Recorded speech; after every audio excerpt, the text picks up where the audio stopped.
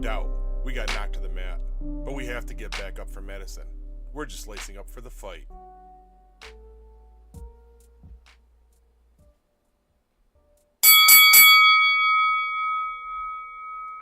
Thanks for tuning back in. I'm Paul Showens and this is round 5 of the fight. We ended last episode on the return trip from Baltimore. We, Kristen, Madison, and myself, had submitted to intensive genetic testing. Everyone had had enough and we needed answers. Dr. Lee left us with some cautionary warnings. There's only a 25% chance that the testing will produce any definitive results, and it would be nearly 4 months before they would come back. As I previously stated, I was convinced that the results would come back inconclusive again. I shrugged it off and went back to my normal life.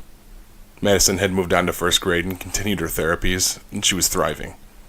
The vomiting had throttled back so much that we thought she may have outgrown it.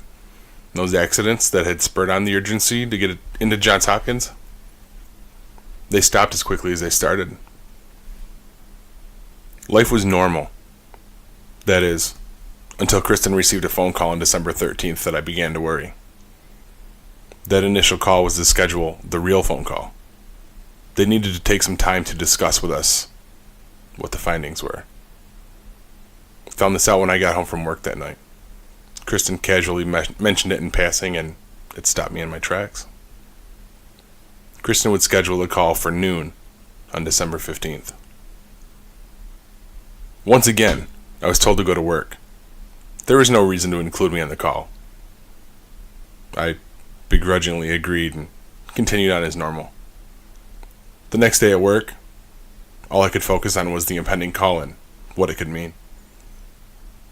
Kept trying to reassure myself that it could still be nothing. But the doctors, they were obligated to have an official consultation anyway. I needed to clear my head. Went out into the city on my lunch break and just walked. And cried. I'd never been so terrified in my life. Pulled myself together and prepared for the next day. It was almost exactly 4 months to the day after our second round of genetic testing. Got up, got ready for work. I made a point to go in and kiss Madison goodbye, and apprehensively went into work. It was supposed to be a good day. We were supposed to record from the Rogue One premiere at 7 p.m., but again, I couldn't focus. Everyone around me knew what the day held, and they were waiting to see what would come of it. I watched the clock as it ticked closer to noon.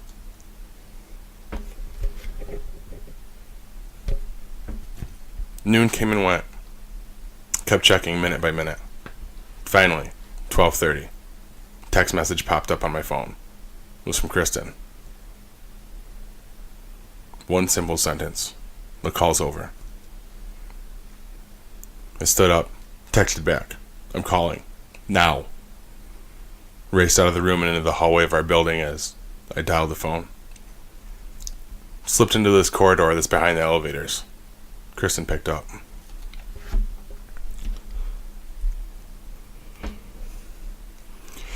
There was silence on the other end. Hello? I said. Very quietly, she responded. Hello? I was impatient. I blurted out. So what's going on? She responded, still very quiet. I'm laying here with the girls. It was accentuated with a sniffle. My throat closed up and I sighed. Well, what did they tell you? She hesitated again. I could hear the kids mumbling in the background. I don't want to tell you. I started to get irritated. Come on. She stammered and her voice quivered. She said, we can talk about it when you get home. My blood ran cold. I started to tremble. I said, Kristen, tell me what they said. Now. Again, silence. She calmly and quietly said, it's Alexander's disease. I couldn't process. I said, what What is that? How do we treat it? Long silence, and then Kristen quietly delivered the most awful thing that I've ever been told. We can't. There's no treatment. There's no cure. My legs buckled and I slid to the floor as my eyes welled with tears. Couldn't form words. I just kept saying no. No. No. She finally got frantic. She said, "Don't Google this. Promise me you won't." I grunted out an acknowledgement before getting off the phone. I sat there in the hall, cradling my phone, staring, and unsuccessfully fighting, trying to hold back tears. I knew there was no way I'd be able to be in public that night. I forced myself, willed it, to text my friend and podcast partner, Hugh. Told him I was out, and I'd be dropping the equipment off when I took a lunch break. That was 15 minutes later. Drove to his house in the beginning of that snowstorm. I just screamed at the world. Pulled up, and he met me on the front porch of his house when I arrived, and he just looked at me, and he knew. And he silently hugged me. I handed him the equipment, nodded, still silently, and drove away. I returned to the office, and I was confronted by my boss. She urged me, begged me to leave, to go home, to be with my family, but I couldn't. I refused. I couldn't face Madison.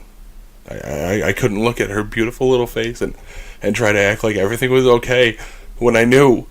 I knew she'd just been handed a death sentence. I stayed there. I stayed at work, and I struggled. I tried to focus, and in hindsight, it was a terrible decision. I made it worse on myself and everyone around me.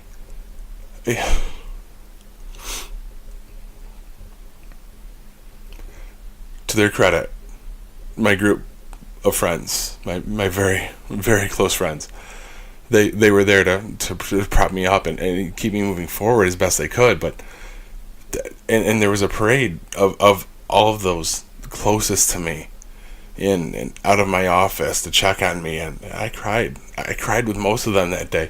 Some people who'd never seen emotion register across my face watched me just crumble in front of them, and I can never thank these people enough for what they did and how they were there for me in the worst, darkest moment of my life.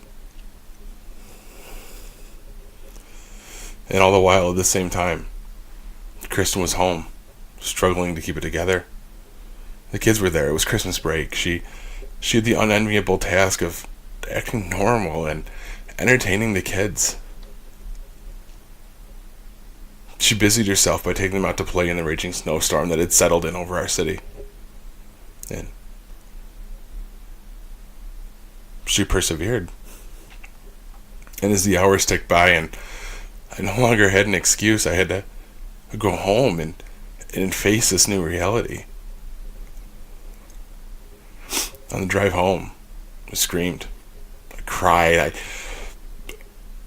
cursed the skies and whatever the hell God could do this.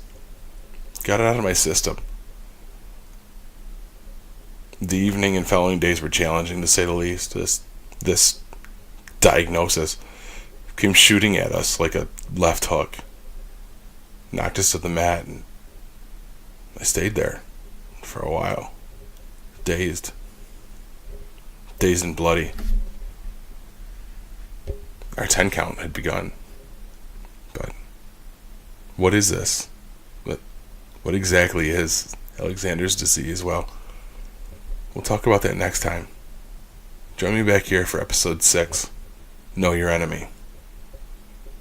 Until then, I'm Paul Showens, and we're just lacing up for the fight.